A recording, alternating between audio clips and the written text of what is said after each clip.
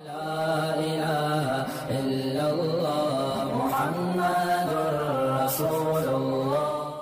سے پہلی صفت الذین هم فی صلاتہم خاشعون، ایمان والے لوگ نماز ٹرخاتے نہیں ہیں بلکہ خشوع اور خضوع سے پڑھتے ہیں۔ آج سے عزم کرو نماز کو ٹرخانا نہیں ہے، نماز دھیان لگا کے پڑھنی ہے۔ خوب سمجھ لو، نماز میں دھیان لگانے کی کوشش کرنا تو ضروری ہے، دھیان کا لگنا فرض نہیں ہے، کیونکہ وہمی لوگ پھر ٹینشن میں آتے ہیں، ابے دماغ ہی نہیں لگ رہا، دماغ ادھر ادھر گھوم رہا ہے، یار یہ کیا، ابے چھوڑو، تمہارے ذمے جو اللہ نے کام لگایا تم وہ کرو، لگانے کی کوشش کرو، لگ جائے ٹھیک ہے، نہیں لگے تو اللہ کیا کرے گا، قبول کر لے گا۔ زیادہ ٹینشن نہیں لو، سمجھتے ہو کہ نہیں سمجھتے؟ تو اپنا کام ہے، غلاموں کی طرح جو کام لگایا نا وہ کرو کام۔ ایک صاحب مجھے کہنے لگے میرا مزہ ہی نہیں آ رہا نماز میں، مزہ ہی نہیں آ رہا۔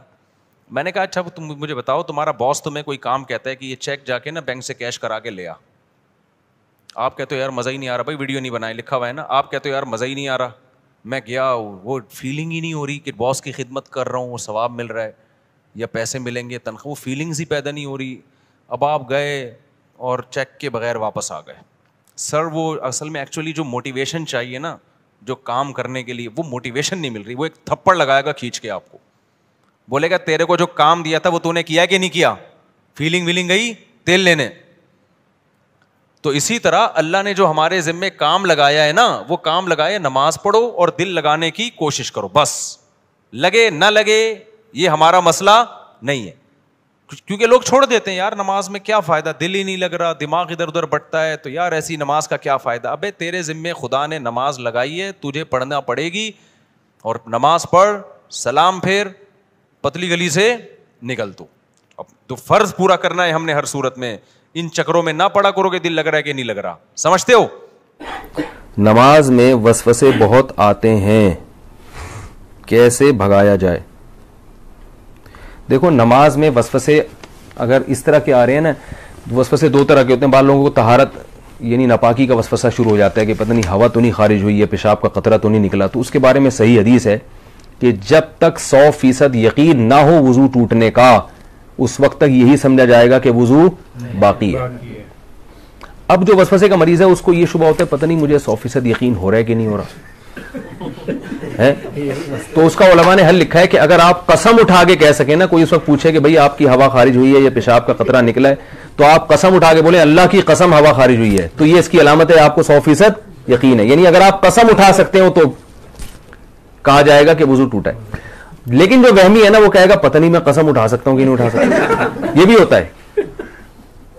اگر کوئی اس وقت مجھ سے پوچھے تو میں کیا قسم اٹھا سکتا ہوں، تو یاد رکھو اگر آپ کو اس میں ڈاؤٹ ہو رہا ہے اس کا مطلب ہے آپ قسم نہیں اٹھا سکتے، کیونکہ جب آدمی کو یقین ہوتا تو کہتا ہے ابھی رات کا وقت ہے نا، میں آپ سے پوچھوں بھائی ظہر ہے یا رات ہے، تو آپ قسم اٹھا کے فوراً، کوئی کتنا ہی وہم کا مرض ہو آپ قسم اٹھانے میں ہچکچاؤ گے نہیں۔ تو اگر یہ ہو رہا ہے پتہ نہیں قسم اٹھا سکتا ہوں، تو یہ اس کی علامت ہے کہ آپ قسم نہیں اٹھا سکتے اور آپ کا وضو نہیں ٹوٹا۔ پھر یہ فکر نہ کریں کہ حقیقت میں ہوا خارج ہوئی ہے نہیں ہوئی ہے، بس اللہ اس کے رسول نے جب کہہ دیا کہ آپ کا وضو باقی ہے تو وضو باقی ہے۔ دوسرا وسوسہ تجوید کا ہوتا ہے، الحمدللہ کو الحمد پتہ نہیں ہا حلق سے نکل رہا ہے کہ نہیں نکل رہا، یہ بھی ہوتا ہے، اتنی زور زور سے پڑھتے ہیں کہ ساتھ والے کے لیے نماز پڑھنا مشکل ہو جاتا ہے۔ تو ایسے وسوسے کے مریض کو چاہیے بس جلدی سے پڑھ لیا کرے۔ کسی نے بڑا اچھا ملفوظ بھیجا حضرت ڈاکٹر عبدالحی رحمۃ اللہ علیہ کا، کہ ان کے پاس ایک شخص آیا اور کہنے لگا میرے تو سردے ہی بیکار ہیں، میری تو نماز ہی بیکار ہے، نماز میں دل ہی نہیں لگتا اور وسوسے آتے ہیں اور پتہ نہیں کہاں توجہ ہوتی ہے، ایسی نماز کا کیا فائدہ، ایسے سردوں کا کیا فائدہ؟ انہوں نے کہا یہ جو تم عجیب سی اور عجیب سے سردے کر رہے ہو جس میں تمہیں وسوسے آ رہے ہیں، کیا یہ سردہ مجھے کر سکتے ہو ایسا سردہ؟ انہوں نے کہا نہیں یہ تو نہیں کر سکتا۔ کتنی کیا پیاری دلیل دی۔ انہوں نے کہا اس کا مطلب ہے کہ یہ وہی سردہ ہے جو صرف کس کے سامنے ہوگا، اللہ کے سامنے، اس کا مطلب یہ قبول ہو رہا ہے، تبھی یہ کسی اور کے سامنے نہیں ہو سکتا۔ تو وہم کے مریض کو چاہیے بھائی، اسی طرح جن لوگوں کا نماز میں دل نہیں لگتا، خیالات آ رہے ہیں، بھائی ہے تو نماز نا، یہی خیالات والی نماز آپ کسی اور کے سامنے کھڑے ہو کر کبھی نہیں پڑھو گے، یہ اللہ ہی کے لیے۔ تو یہ اس سے میں نے یہ سنا، مجھے اتنا فائدہ ہوا، میں نے کہا دیکھو یار کتنی حوصلے کی بات کر لی انہوں نے، بھائی ٹوٹی پھوٹی لنگڑی لولی نماز ہے تو اللہ کے لیے نا، باقی ظاہر ہے دن بھر محنت مزدوری کریں گے تو خیالات تو آئیں گے۔ خیال تو ایسی چیز ہے جتنا بھگاؤ اور آئے گا۔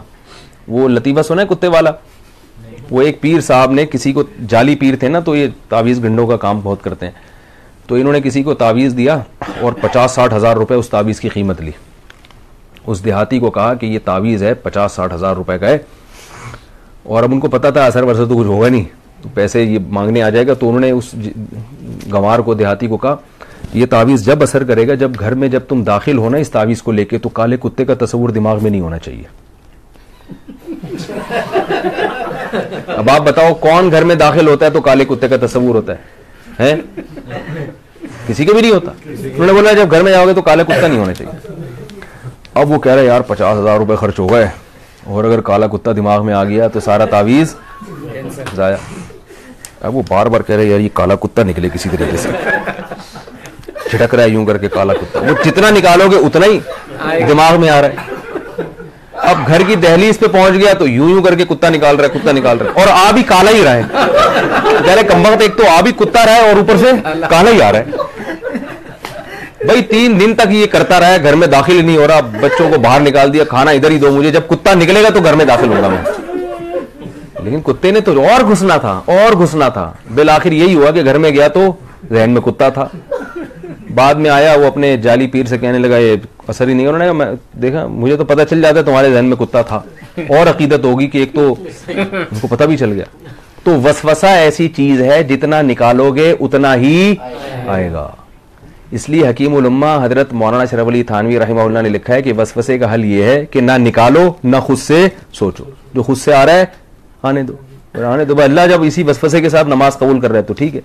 اور وضو کے بارے میں سوچو ہی نہیں, 3 دفعہ منہ دھو, اس کے بعد سوچو ہی نہیں یہاں سے خوش یہاں سے خوش. جو وہمی کے مریض ہیں ان کا کبھی بھی وضو نہیں ہو سکتا. ان کو آپ تالاب میں ڈبو کے نکالیں گے نا 6 دفعہ, پھر بھی نہیں ہوگا ان کا وضو. تو یہ بہت بڑی بیماری ہے. اس لیے جو ہے یہ وہم ایسی بیماری ہے کہ ڈاکٹروں, جو نفسیاتی ڈاکٹر ہوتے ہیں نا, ان کو بھی بیماری ہو جاتی ہے. یہ وہمیوں کا علاج کرتے کرتے جو سائیکیٹرک ہوتے ہیں نا, یہ بھی ہوائی بات نہیں ہے, یہ بھی تحقیق کے بعد بتا رہا ہوں کہ یہ جو سائیکیٹرک ہوتے ہیں نا, جو نفسیاتی علاج کرتے ہیں, کچھ دنوں کے بعد ان کو اپنا علاج بھی کروانا پڑتا ہے. یہ حقیقت ہے. آپ کسی ڈاکٹر سے پوچھ لیں, کسی اپنے سے بڑے ڈاکٹر کے پاس بیٹھے ہوں گے, اگر مجھے یہ ہو رہا ہے, ٹھیک ہے نا, کیونکہ ہر وقت ان کے پاس ایسے مریض آ رہے ہیں جو الٹی باتیں کر رہے ہیں, تو تھوڑے دن میں یہ بھی الٹے سوچنا شروع ہو جاتا ہے. کوئی نارمل بندہ ہی نہیں آتا ان کے پاس. تبھی میں وہمیوں سے بہت ڈرتا ہوں.